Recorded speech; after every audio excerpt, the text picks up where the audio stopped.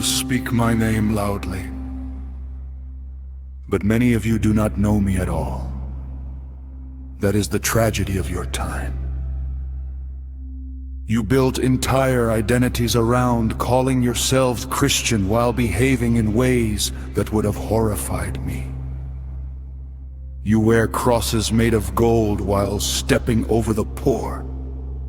You scream about morality while feeding yourselves on cruelty. You quote scripture online while humiliating strangers for sport. You gather in my name while worshiping money, power, status, and political idols. And then you wonder why your spirits feel empty. You turned faith into branding, into performance, into tribal warfare, into nationalism wrapped in scripture. That was never my teaching. I did not command you to dominate one another. I commanded you to love one another. Not only those who look like you, not only those who vote like you, not only those who worship like you, everyone. The immigrant, the addict, the lonely, the poor, the prisoner, the outcast, the sinner, the forgotten. Did you forget who I sat beside? I walked among the rejected because mercy matters more than image. But many of you now treat compassion like weakness.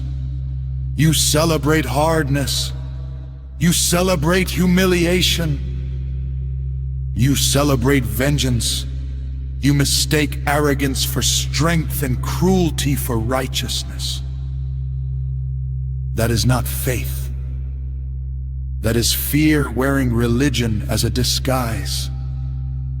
Some of you speak more passionately about controlling other people than healing them. You obsess over punishment while neglecting mercy. You defend wealthy men and political movements more fiercely than you defend truth itself. And you dare call that Christianity. I warned you about this. I warned you that many would honor me with their lips while their hearts remained far from me. I warned you that false prophets would rise speaking in the language of God while serving only ego, greed, and power. And still you followed them because rage felt satisfying. You built churches larger than palaces while children go hungry. You turned worship into spectacle. You turned spiritual leadership into celebrity culture. You turned humility into weakness and empathy into something to mock. The world does not struggle to see me because I disappeared. The world struggles to see me because too many who claim my name look nothing like me. You cannot preach love while radiating hatred. You cannot preach salvation while humiliating people. You cannot claim holiness while your hearts are consumed by greed, pride, and political obsession. Some of you have become so addicted to outrage that you no longer recognize gentleness. So addicted to tribalism that you no longer recognize humanity. So consumed by winning that you forgot the point was never domination.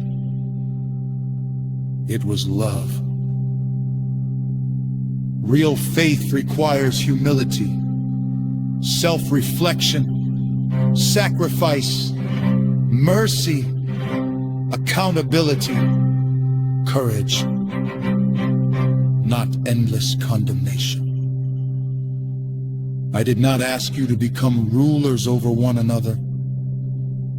I asked you to become servants to one another.